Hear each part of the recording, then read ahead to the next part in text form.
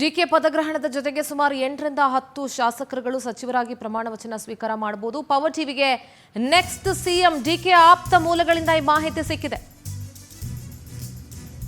ಪಕ್ಕಾ ಮಾಹಿತಿಯನ್ನ power TV ನೀಡ್ತಾ ಇದೆ. ಒಂದು 8ರಿಂದ 10 ಮಂದಿ ಶಾಸಕರು ಸಚಿವರಾಗಿ ಪದಗ್ರಹಣ ಮಾಡಬಹುದು ಡಿಕೆ ಜೊತೆಗೆ. ಈಗಾಗಲೇ ಸಂಭಾವ್ಯ ಸಚಿವರ ಲಿಸ್ಟ್ ಅನ್ನ ಡಿಕೆ ಶಿವಕುಮಾರ್ ರೆಡಿ ಮಾಡಿ ಇಟ್ಕೊಂಡಿದ್ದಾರೆ. ಮೊದಲ ಹಂತದಲ್ಲಿ ಹಿರಿಯ ನಾಯಕರಿಗೆ ಪಟ್ಟಿಯಲ್ಲಿ ಡಿಕೆ ಶಿವಕುಮಾರ್ ಒತ್ತು ಕೊಟ್ಟಿದ್ದಾರೆ.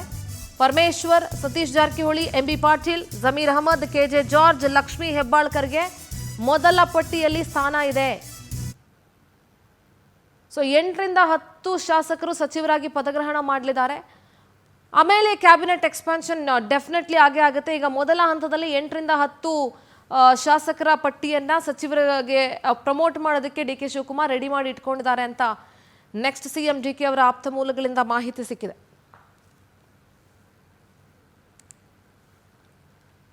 ಬೆಂಗಳೂರು ನಗರಾಭಿವೃದ್ಧಿ ಖಾತೆ ಕೊಟ್ರೆ ಸ್ವೀಕಾರ ಮಾಡ್ತೀನಿ. ಈ ಹಿಂದೆ ಡಿಕೆ ಶಿವಕುಮಾರ್ ಅವರ ಹತ್ರನೇ ಇತ್ತು ಬೆಂಗಳೂರು ನಗರಾಭಿವೃದ್ಧಿ ಖಾತೆ.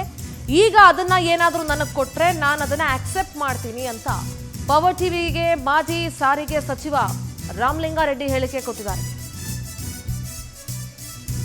ನಮ್ಮ ಪಕ್ಷದಲ್ಲಿ ಹಿಂದೆ ಗೊಂದಲ ಇತ್ತು, ಇವಾಗ ಯಾವ ಗೊಂದಲನೂ ಇಲ್ಲ, ಎಲ್ಲ ಕ್ಲಿಯರ್ ಆಗಿದೆ. ಇವತ್ತು ಕಾಂಗ್ರೆಸ್ ಶಾಸಕಾಂಗ ಸಭೆಯಲ್ಲಿ ನಾಯಕನನ್ನ ಆಯ್ಕೆ ಮಾಡಲಾಗುತ್ತೆ. ಬೆಂಗಳೂರು ಅಭಿವೃದ್ಧಿ ಇಲಾಖೆ ಏನಾದರೂ ಕೊಟ್ಟರೆ ನಾನು ಅದನ್ನು ಆಕ್ಸೆಪ್ಟ್ ಮಾಡ್ತೀನಿ. ಈ ಹಿಂದೆ ಅದು ಡಿಕೆ ಅವರ ಹತ್ರ ಇತ್ತು ಅಂತ ರಾಮಲಿಂಗಾರೆಡ್ಡಿ ಅವರು ಹೇಳಿದ್ದಾರೆ. ಈ ಹಿಂದೆಯೂ ಒಮ್ಮೆ ಬೆಂಗಳೂರು ನಗರಾಭಿವೃದ್ಧಿ ಸಚಿವರಾಗಿ ರಾಮಲಿಂಗಾರೆಡ್ಡಿ ಅವರಿಗೆ ಕೆಲಸ ಮಾಡಿದಂಥ ಅನುಭವ ಇದೆ. ಸೊ ಹಾಗಾಗಿ ರಾಮಲಿಂಗಾರೆಡ್ಡಿ ಅವರು ಮಾತಾಡಿದ್ದಾರೆ. ರಾಮಲಿಂಗಾರೆಡ್ಡಿ ಅವರ ಜೊತೆಗೆ ನಮ್ಮ ಪ್ರತಿನಿಧಿ ರಾಘವೇಂದ್ರ ಮಾತಾಡಿದ್ದಾರೆ. ಏನು ಹೇಳಿದ್ರು ಈ ಸಂದರ್ಭದಲ್ಲಿ ಕೇಳಿಸ್ಕೊಂಡು. ಹೊಸ ಸಿಎಂ ಬರ್ತಾ ಇದ್ದಾರೆ. ಆ ಹೊಸ ಸಿಎಂ ನ ಕ್ಯಾಬಿನೆಟ್ ನಲ್ಲಿ ರಾಮಲಿಂಗಾರೆಡ್ಡಿ ಅವರು ಯಾವ ಜವಾಬ್ದಾರಿಯನ್ನು ವಹಿಸ್ಕೊಳ್ತಾರೆ ಅನ್ನೋದನ್ನ ಸ್ವತಃ ಅವರಿಂದನೇ ಕೇಳೋಣ. ಸರ್, ಒಂದು ವಿಷಯ ಚರ್ಚೆ ಆಗ್ತಾ ಇದೆ ದೊಡ್ಡ ಮಟ್ಟದಲ್ಲಿ.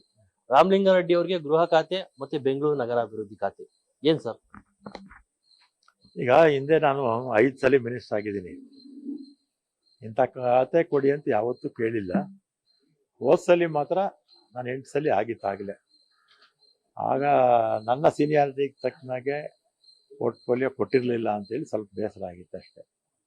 ಈಗ ಮತ್ತೆ ಅವಕಾಶ ಇದೆಯಲ್ಲ, ಯಾವ್ದಾದ್ರು ಕೊಡಲಿ. ನಾನು ಇಂಥ ಇಲಾಖೆ ಅಂತೇನೂ ಇಲ್ಲ, ನಮ್ಮ ಸೀನಿಯಾರಿಟಿಗೆ ತಕ್ಕನಾಗೆ ಯಾವ್ದಾದ್ರು ಖಾತೆ ಕೊಡಿ. ಸಾಕಷ್ಟು ಜನ ಮಾತಾಡ್ತಕ್ಕಂಥದ್ದು ಅಂದ್ರೆ ರಾಮಲಿಂಗಾರೆಡ್ಡಿ ಅವರಿಗೆ ಬೆಂಗಳೂರು ನಗರಾಭಿವೃದ್ಧಿ ಖಾತೆ ಕೊಟ್ಟರೆ ಚೆನ್ನಾಗಿರುತ್ತೆ ಬೆಂಗಳೂರು. ಈ ಹಿಂದೆನೂ ಸಹ ಅದನ್ನ ಮಾಡಿ ಪ್ರೂವ್ ಮಾಡಿದ್ದಾರೆ ರಾಮಲಿಂಗಾರೆಡ್ಡಿ ಅವರು. ನಿಮ್ಮ ಒಂದು ಆಸೆ ಏನ್ ಸರ್? ನನ್ನ ಆಸೆ ಏನಿಲ್ಲ. ಈಗ ಜನ ಹೇಳ್ತಾ ಇದ್ದಾರೆ ಸರ್ ರಾಮಲಿಂಗಾರೆಡ್ಡಿ ಅವರಿಗೆ ಬೆಂಗಳೂರು ನಗರಾಭಿವೃದ್ಧಿ ಖಾತೆ ಕೊಡ್ಲಿ ಅಂತ. ಜನ ಅಪೇಕ್ಷೆ ಇರುತ್ತೆ, ಜನ ಅಪೇಕ್ಷೆ ಪಟ್ಟಾಗ ಎಲ್ಲ ಆಗುತ್ತಾ?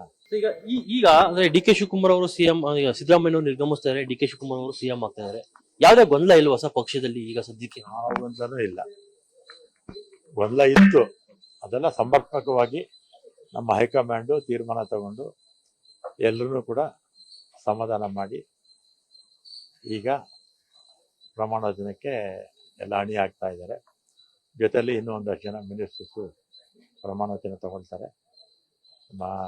ಇವತ್ತು CLP ಮೀಟಿಂಗ್ ಇದೆ 4 ಗಂಟೆಗೆ. ಫಾರ್ಮಾಲಿಟೀಸು ಒಂದು ರೆಸೊಲ್ಯೂಷನ್ ಮಾಡಬೇಕು. ರೆಸೊಲ್ಯೂಷನ್ ಮಾಡಿ ಗವರ್ನರ್ ಕಳಿಸ್ತಾರೆ, ಗವರ್ನರ್ ಕರೀತಾರೆ. ಯಾವತ್ತು ಯಾವ ಸಮಯಕ್ಕೆ ಮತ್ತು ಎಷ್ಟು ಜನ ಅನ್ನೋದನ್ನ ಆಮೇಲೆ ತೀರ್ಮಾನ ಮಾಡ್ತಾರೆ.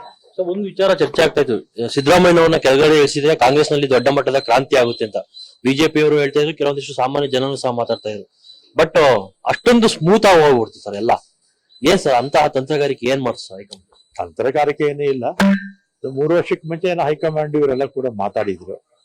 ಅದರಿಂದ ಸಹಜವಾಗಿ ಮುಖ್ಯಮಂತ್ರಿಗಳು ಕೂಡ ಹೈಕಮಾಂಡ್ ಹೇಳಿದ ಮೇಲೆ ರಾಜೀನಾಮೆ ಕೊಟ್ಟಿದ್ದಾರೆ. ಅವರು 8 ವರ್ಷ ಆಗಿದ್ರು, 8 ವರ್ಷ ಅಪೋಸಿಷನ್ ಲೀಡರ್ ಆಗಿದ್ರು, ಒಳ್ಳೆ ಕೆಲಸ ಮಾಡಿದ್ದಾರೆ. ಅದರಲ್ಲಿ ವಿಶೇಷವಾಗಿ ಆರ್ಥಿಕ ದುರ್ಬಲರು, ಅದಿಂಥ ಜಾತಿ ಧರ್ಮ ಅಂತ ಏನಿಲ್ಲ, ಎಲ್ಲರಿಗೂ ಕೂಡ ಅನುಕೂಲವಾಗುವಂಥ ಕಾರ್ಯಕ್ರಮಗಳನ್ನು ಅವರು ಮುಖ್ಯಮಂತ್ರಿಗಳಾಗಿದ್ದ ಅವಧಿನಲ್ಲಿ ಕೊಟ್ಟಿದ್ದಾರೆ. ಅವರಿಗೆ ನಾವೆಲ್ಲ ಕೂಡ ಧನ್ಯವಾದ ಅರ್ಪಿಸಿದ್ವಿ. ಇನ್ನು ಪ್ರಮುಖವಾಗಿ ಅಂದ್ರೆ ಏನು, ಈಗ DC ಮುದ್ದೆ ವಿಚಾರಕ್ಕೆ ಸಂಬಂಧಪಟ್ಟಂತೆ ಒಂದು ಚರ್ಚೆ ನಡೀತಾ ಇದೆ. ಅಂದ್ರೆ ಈಗಾಗಲೇ ಸಿದ್ದರಾಮಯ್ಯನವರು ಸಹ ಹೇಳಿದ್ದಾರೆ, ಡಿ ಕೆ ಶಿವಕುಮಾರ್ ಅವರು ಸಹ ಹೇಳಿದ್ದಾರೆ ಹೈಕಮಾಂಡ್ ಬಳಿ, ಯಾವುದೇ ಕಾರಣಕ್ಕೂ ಸಹ DC ಮುದ್ದೆಗಳು ಬೇಡ, ಸುಮ್ಮನೆ ಗೊಂದಲ ಆಗುತ್ತೆ ಸರ್ಕಾರದಲ್ಲಿ. ಏನ್ ಸರ್ ನಿಮ್ಮ? ಈಗ ನಮ್ಮಲ್ಲಿ ಏನಾಗುತ್ತೆ, 1-2-3 DC ಮುದ್ದೆ ಕೊಟ್ವಿ ಅಂತ ಇಟ್ಕೊಳ್ಳೋಣ. ಅಷ್ಟೇ ಸಮುದಾಯಗಳಿರೋದು ಅಲ್ವಾ? ಪ್ರಮುಖ ಒಂದು 10 ಸಮುದಾಯಗಳಿದೆ. ನಮಗೆ ಕೊಟ್ಟಿಲ್ಲ ಅಂತ ಅವ್ರಿಗೂ ಅಸಮಾಧಾನ ಆಗ್ಬೋದು. ಅದನ್ನು ವೈಯಕ್ತಿಕವಾಗಿ ನನ್ನ ಅಭಿಪ್ರಾಯ. ಹೈಕಮಾಂಡ್ ಏನ್ ನಿರ್ದೇಶನ ಕೊಡ್ತಾರೋ ಗೊತ್ತಿಲ್ಲ. ನಮ್ಮ ರಾಜ್ಯದಲ್ಲಿ ಅಂತಲ್ಲ, ಇಡೀ ದೇಶದಲ್ಲಿ ಯಾವುದೇ ಪಕ್ಷ ಅಧಿಕಾರದಲ್ಲಿರಲಿ, ಬಿಜೆಪಿ, ಕಾಂಗ್ರೆಸ್, JDS ಅಥವಾ ಇನ್ನಿತರ ಪಕ್ಷಗಳು CM ಹುದ್ದೆ ಬಿಟ್ಟ ಮೇಲೆ DCM ಹುದ್ದೆಗಳು ಮಾಡಕ್ ಹೋಗಬಾರ್ದು.